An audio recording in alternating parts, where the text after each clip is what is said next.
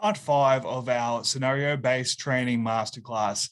We've made it to the end. Today, we're talking about how do we debrief and how do we move forward after a scenario.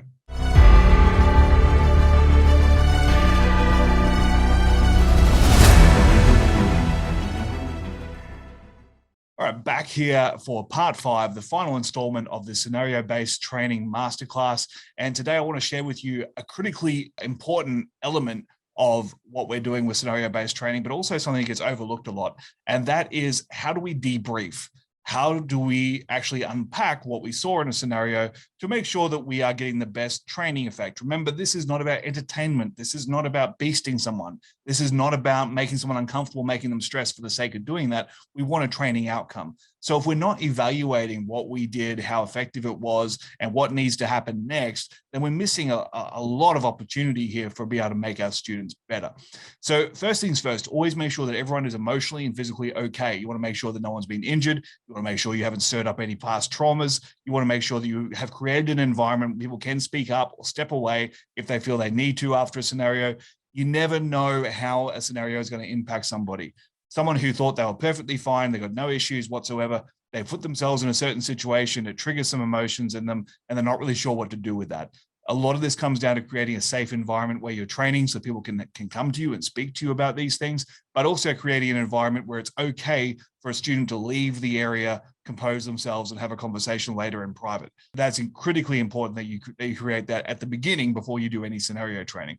So first things first, make sure that everyone is physically well, make sure they're emotionally well, make sure they're mentally well, make sure that we haven't triggered anything in the training. The second thing we want to do is actually evaluate the performance. Okay, what happened? What went well? What went wrong? And this goes right back to what we're talking about with the first installment of this video, is making sure you know what you're looking for. Make sure you know why you built this scenario, what the variables were that you were controlling, and what response you were looking for. Because then you can quite easily identify if something hasn't worked, what were the things that didn't work? Was there a failure in situational awareness? Was there a failure in decision-making? Was there a failure in de-escalation or communication skills? Was there a failure in the physical skills? And or all of the above, or none of the above, or whatever was relevant to that scenario. But it's important that we look at it through a structured lens so we know why something didn't go well. It's not enough to go, well, actually, you put yourself in a bad position and you died. Why? Was it a failure in situational awareness? Did we just act too slow? Was it a failure in that we talked too long when really it should have been a physical response? What was it that went wrong?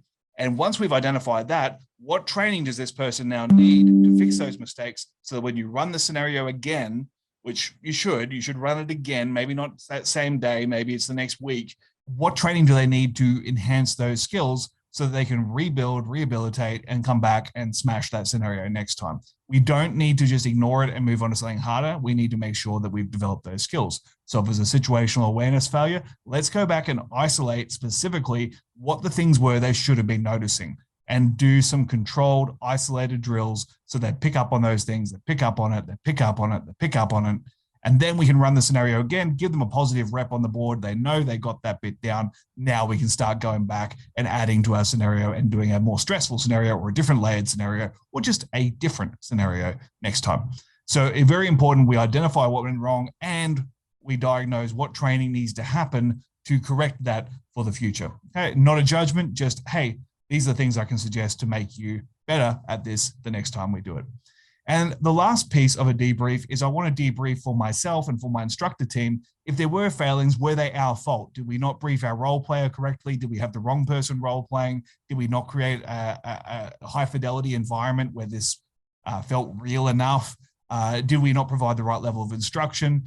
Or did we do all those things well and just sometimes it didn't work out the way we expected? There is always going to be an element of creativity to this. It's why I love doing scenario-based training. You get to be creative, you get to play with stuff, you get to trial stuff. And sometimes you just have to say to your students, hey, I've got an idea. I've never done it before. These are the things we're going to try and do. These are the parameters to make sure it's safe. Let me know what you got out of it. Let me know how you feel about it. Those can be really valuable experiences and fun experiences if you've got an ongoing student base that can give you that feedback.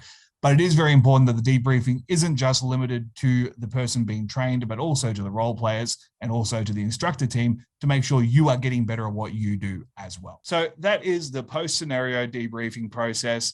Very, very short and simple. Obviously, we can go into a lot more detail about that. If you come and do instructor training with me, you get a lot more detail than this couple of minutes. But very important that we cover off on all those pieces to ensure that we are getting the best possible learning and training outcomes for our students and improving as instructors every possible opportunity we have. If you'd like to learn more about this, make sure you check out my masterclasses coming up in the UK. Dates are going to be announced for Australia in the middle and the end of 2022 as well. And there's also going to be an online cohort coming up. Details about that will come out as we know what they are.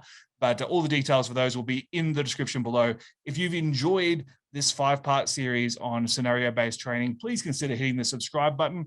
Give us a like, hit the bell, do all those things that YouTubers tell you to do.